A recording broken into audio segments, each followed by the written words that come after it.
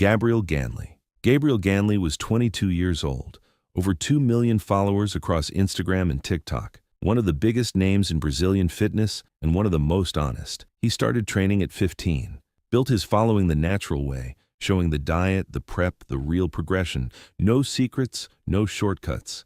The audience grew because he showed everything. Then he decided to compete, and that's when everything accelerated. Deep into a brutal prep in Pittsburgh, his coach gave him a free meal. One meal after months of near nothing. He ate 50 protein bars, boxes of cookies, jars of peanut butter. In 2 days, 20 kilos. He filmed it, posted it, was hospitalized, recovered, then came back, harder, and this time, hormonized. Less than a year into that transition, a public challenge against Dudu Fit was already set. Natural versus hormonized, the most anticipated face-off in Brazilian fitness. He was building toward it. He had just found his next chapter. Days before his death, he posted a video describing a close call with insulin. He took it after the gym. A friend was at his apartment. The food was almost ready. Then, confusion hit. Mental fog, fast, heavy, nothing like before. His friend noticed, called his coach. That night, he made it. On May 23, 2026, a friend who hadn't heard from him went to check. Found him on the kitchen floor. No signs of violence. The case was registered as sudden death. The death certificate indicated hypertrophic cardiomyopathy, a thickening of the heart muscle that makes it harder to pump blood.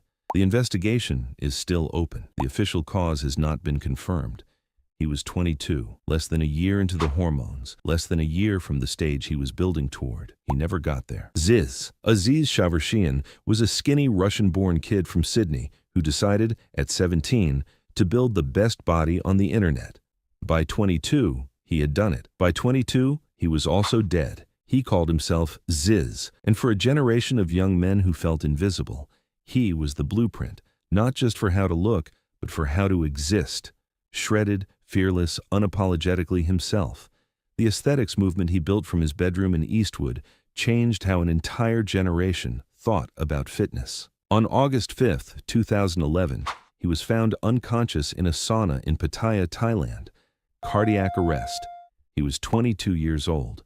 The autopsy confirmed an undiagnosed congenital heart defect, a structural problem he was born with that nobody caught, that his own mother, a cardiology professional, didn't know about. The official cause was the heart, but the story didn't end there. 3 weeks before he died, his brother Saeed, known online as Chessbra, was arrested for possession of anabolic steroids, said later pleaded guilty. He also confirmed on camera that it was Aziz who introduced him to steroids.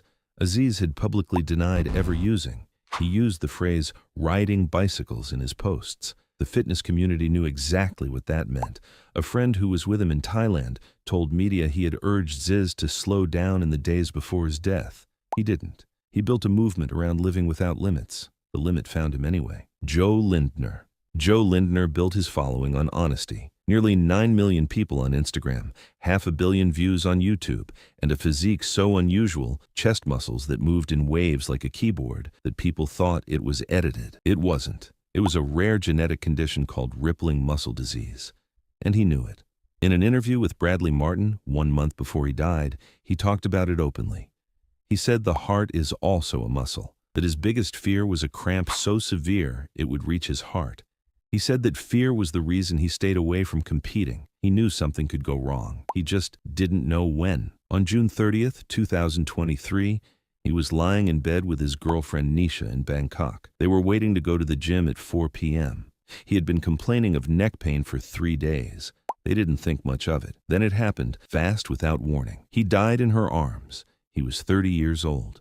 The cause was an aneurysm. He had openly admitted to steroid use. He predicted his own death in an interview, and still couldn't stop it.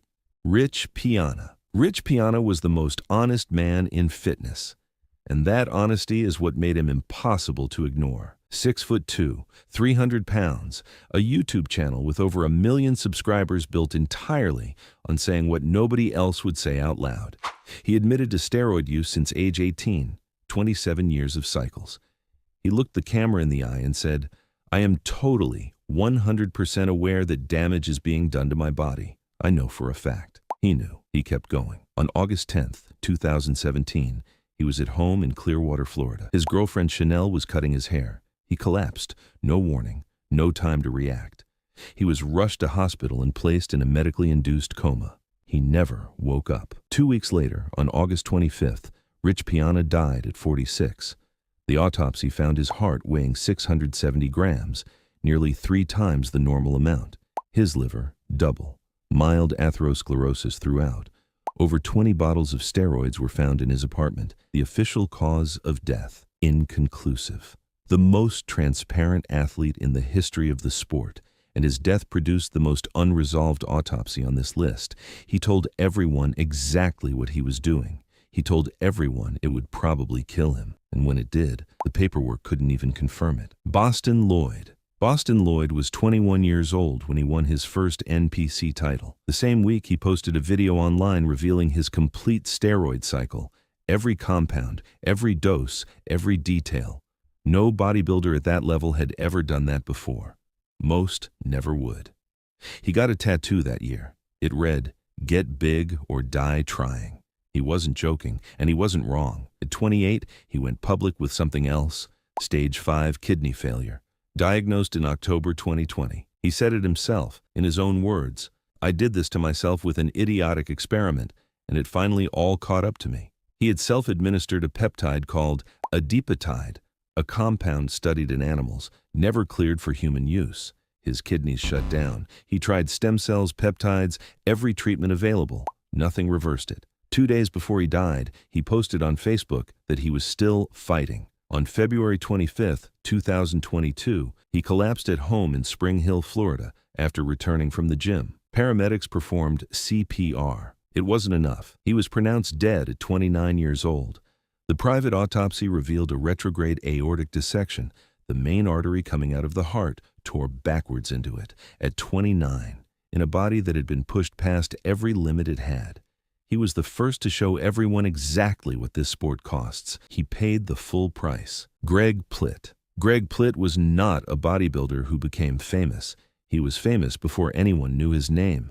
West Point graduate, U.S. Army captain and ranger. Then, almost overnight, the most recognizable face in fitness, over 250 magazine covers, Calvin Klein campaigns, Bravo TV, motivational videos that millions of young men watched on repeat.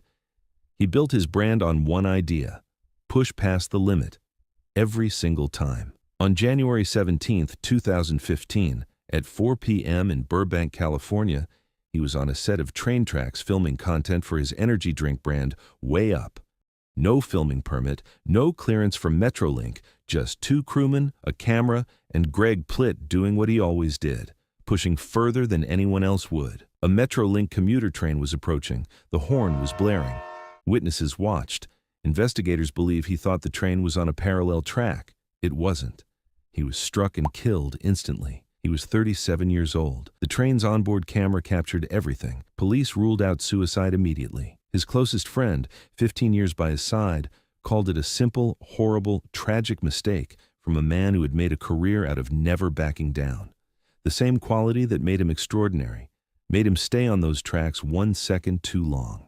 He lived exactly the way he told everyone else to live. That's what made it so hard to watch. Justin Vicky. 10 days before he died, Justin Vicky posted a video about the barbell squat.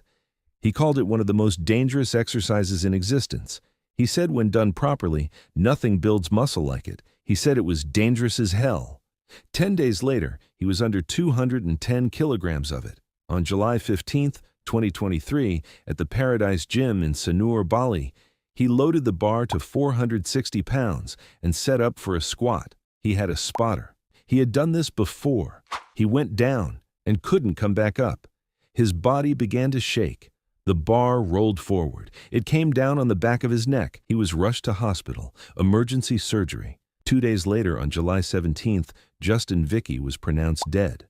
Broken neck, critical compression of the nerves connecting to his heart and lungs.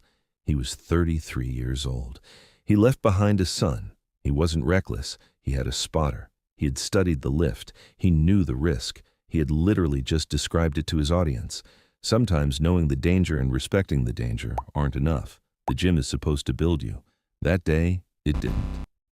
Leo and longevity. Most people on this list died in ways that were tragic but explainable. Leo Rex is different. His real name was Laith Abdullah Al-Ghaz. He ran a YouTube channel called Leo and Longevity, 123,000 subscribers, content about biohacking, PEDs, men's health, unconventional, controversial, honest about what he put in his body in a way most people in this space aren't. On January 30th, 2023, his friends couldn't reach him. They opened the door to his apartment in Pattaya Lagoon Village, Thailand, and found him face down on the floor. Blood dried around his nose and mouth. His left eye was bruised. He had been dead for 4 to 5 hours. The room looked ransacked, clothes everywhere, shelves broken, the bathroom destroyed, medications scattered, antidepressants, steroids, anxiety pills, sleeping pills. His friend and fellow YouTuber Tony Huge arrived shortly after and told the public it was not an overdose, that Leo didn't do recreational drugs, that the only substances he used were performance-enhancing. Thai police sent the body for autopsy. The results were made available in February 2023. They answered nothing. The official cause of death has never been confirmed. No suspect has ever been named. Leo's partner, Lucy, spent months publicly demanding answers. From Thai police, from the FBI, from anyone who would listen.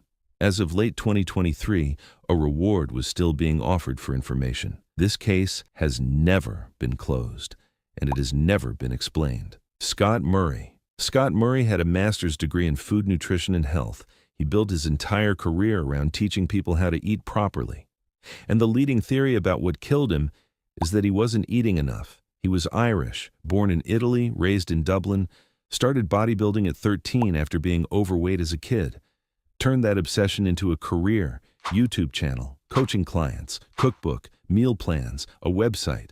He knew the science better than almost anyone in his space, and he applied it to himself in ways that nobody around him seemed able to stop. He maintained 5% body fat year-round, not for a competition, for every single day. He was burning thousands of calories per day through training, sleeping 3 hours a night, never resting, the body running on fumes while the content kept coming. On February 23, 2022, he was found at home while making dinner. Heart failure. He was 27 years old. The cruelest part isn't the age, it's the irony. The man with a master's degree in